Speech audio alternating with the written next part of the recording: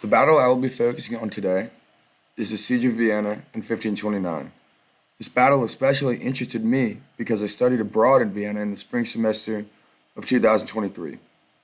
This battle took place from September 27th to October 16th, 1529.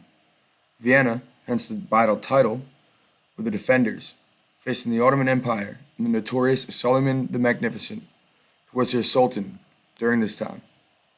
Though the battle officially started on September 27th, Suleiman and his men departed en route for Vienna 3.5 months prior, on the 10th of May. Today, I argue that Suleiman the Magnificent picked just about the worst time to carry out his campaign against Vienna, and if a better time was picked, odds are he would have been victorious. Before we get into the thick of things, I want to lay out the most important people involved when discussing this particular battle and a little bit about them. First, Suleiman the Magnificent, who was Sultan of the Ottoman Empire from 1520 until his death in 1566. He was particularly known for his administrative and organizational capabilities. He notably restructured the Ottoman economy and made collection of taxes more efficient, which allowed for him to raise massive armies. Second, I'd like to introduce Ferdinand I, who held positions throughout his lifetime as Archduke of Austria, King of Bohemia, and Holy Roman Emperor, spanning between 1521 and 1564. Though all these roles were not held at once, during this time, he held at least one of those roles. The third person I want to introduce is King John I of Hungary, who beat Ferdinand in recognition of this throne by the ruling of none other than Suleiman the Magnificent. The fourth and final person I want to introduce to you right now is Nicholas, Count of Salm. He was a very experienced 70-year-old professional German soldier that led Vienna's defense in the Ottomans' attempted siege. With him, he brought 1,000 German pikemen, who were experts at handling 12-foot spears, and 700 Spaniards, equipped with the latest firing wheel lock muskets. What did both sides have to offer? Well, on the Ottoman side, they came equipped with infantry, cavalry, artillery, engineering corps, and a non-combat personnel unit. This included 500 cannons, 200 huge siege guns, and a 100,000-man army. Now, a small portion of this army was made up of elite slave soldiers called janissaries. These were paid men who were taken from their Christian families around the age of 10 and converted to Islam.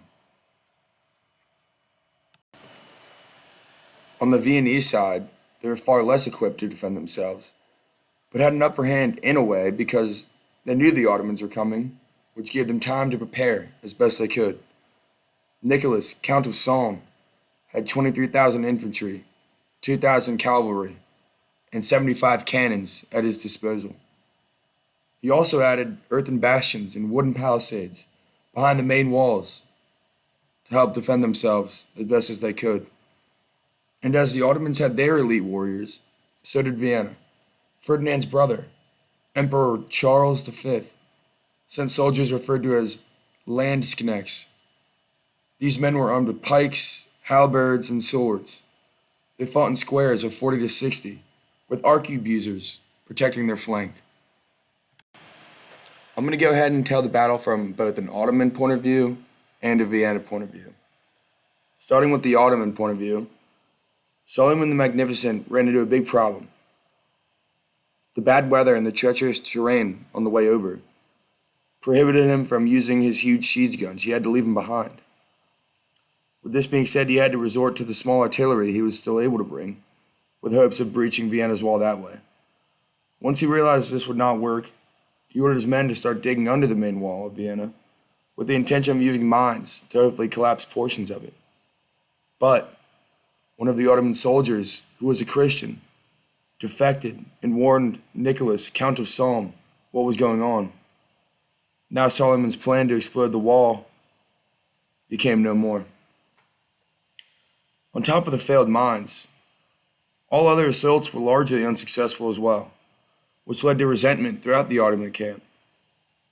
Though there were two small breaches of the main wall that we will discuss in the Vienna point of view.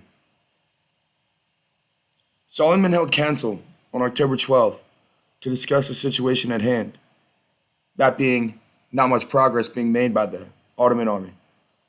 This was followed by an immediate Ottoman assault, but this assault was repelled thanks to the Spanish troops mentioned earlier and their muskets.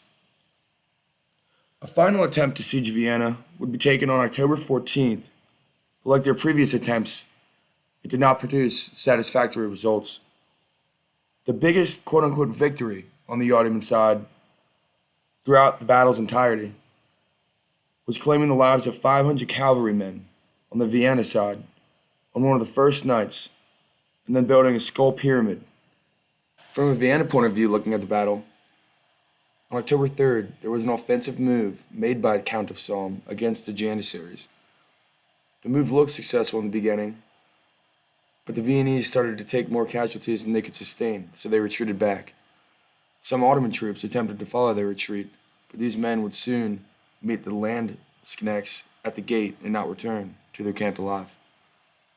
On October 5th, there was a small breach in one of Vienna's main gates, and just another days later, but both were met with heavy casualties on the Ottoman side, in large part to the 12-foot spikes from Spanish muskets.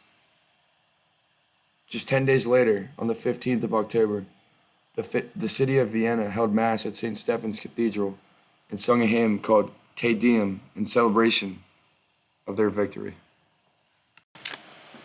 What are the overarching issues concerning this siege? Well, they're all pretty much on the Ottoman side. First, Suleiman left in the late spring, one of which that had an exceptionally heavy rain season. This left rivers overflowed, bridges swept away, and land became quagmires. This is what I was mentioning earlier in relation to him not having his siege guns. He physically just could not get them there. They were too heavy, and the weather was too severe. The Actions couldn't move them through the wet and muddy terrain. They were forced to leave all of them, plus 200 of their cannons, which only left them with 300 at the end of the day. Not only did they leave at a bad time, they arrived a full month behind schedule. On top of all of this, the Ottoman camp began to run out of food and water. Major outcomes for the battle, pretty cut clear. The final day of battle, they're said to have been some light snow flurries, which basically made Suleiman break camp, given he didn't have the supplies and water and whatnot to stay any longer. But he claims the only reason he broke camp was because Ferdinand I wasn't actually in the city of Vienna, which is true. He was in Linz, 100 miles away, so he had no reason to be there any longer. Was this true or not is up for interpretations. Personally, I do not think so. But funny enough, when he returned, he was congratulated on a victorious campaign. The Viennese people celebrated this victory, though. They claimed their defense had saved Europe from Muslim conquest. It was thought that if the city had fallen, Suleiman would park his army in Vienna for the winter, attack Germany in the spring, and have garrisons along the Rhine within a year. But at the end of the day, numbers do not lie. 15,000 Ottoman dead from battle, 1,500 Viennese dead from battle. In terms of themes related to class, I found the ones that were most prevalent included the role weapons played in this battle, the geography, the topography, and the weather. The Ottomans had to deal with some pretty severe weather that didn't allow them to bring everything they had planned to. Also, Vienna is in a position where an enemy would almost for certain attack from the southwest of the city because of unideal geographical things in the surrounding directions. Just to wrap things up here regarding how this helps us in understanding the principles of war, strategy, tactics, technology, objective, all present one way and another in this battle. And this makes me think back to what Max Boot said regarding the significance of the gunpowder revolution. Began, quote, siege weapons got lighter and more mobile, making it possible to wield them onto the battlefield, end quote. If one thing went one way for Solomon the Magnificent, he's going to annihilate Vienna. But given the weather and everything else in between, he couldn't. His siege guns couldn't make the trip. And on paper, Solomon the Magnificent should have annihilated him. But as fate would have it, this was not the time for Vienna to get besieged upon.